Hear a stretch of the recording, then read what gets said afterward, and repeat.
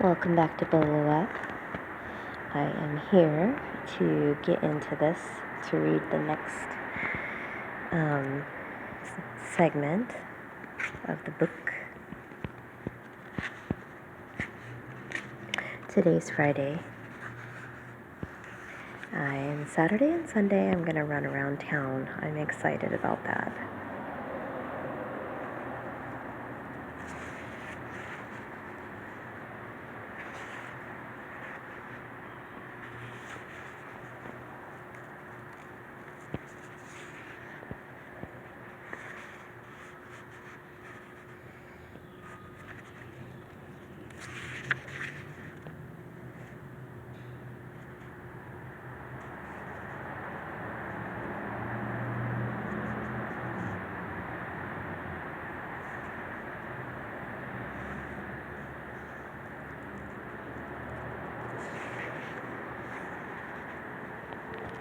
Okay, so we're on page 47.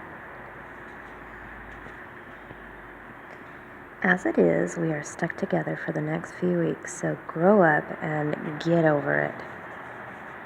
Damn it. But this was the last thing he needed. He'd watch her perform on stage for the second night in a row and been as captivated as the first time, more so. He'd been unable to tear his eyes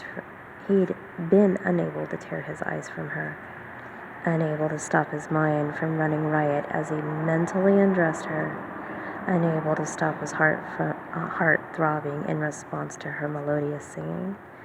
He could not afford to have his mind distracted. When they were at the villa, he needed to keep his wits about him and focus on finding the documents. The last thing he needed was to have his mind occupied with fantasies of Mia Caldwell, naked, and the cells in his body stirring and straining in anticipation of being alone with her. The attraction would go nowhere, even if he wasn't trying his damnedest to stop his brother stealing everything from him and destroying the Delgado legacy. Forget her criminal record and lack of money, both huge crosses against her for a man of his means and interest. Damien made it a point to only sleep with women he believed he could one day trust and whose interest aligned with his. That had been the basis of his parents' marriage, and it had served them well for 37 years. Only a fool would trust a chameleon who played make-believe for a living. We've made it to chapter 4. Mia had never been to Canary Wharf before, far removed from the arty, if run-down area of London she'd called home.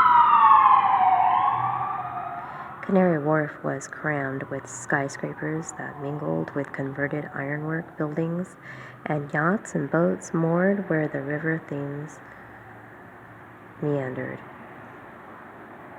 There is zero surprise to learn Damien owned a penthouse apartment in the tallest of the skyscrapers, or that the apartment itself was far removed from her own home and its location.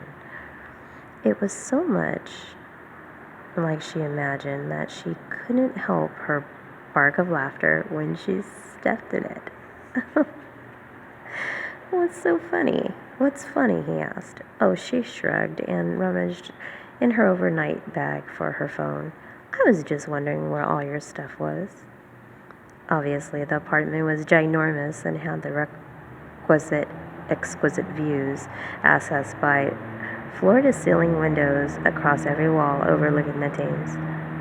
All the furniture was clearly bespoke, and everything was sparkling clean and white, apart from polished oak flooring. Everything screamed money in flashing neon lights.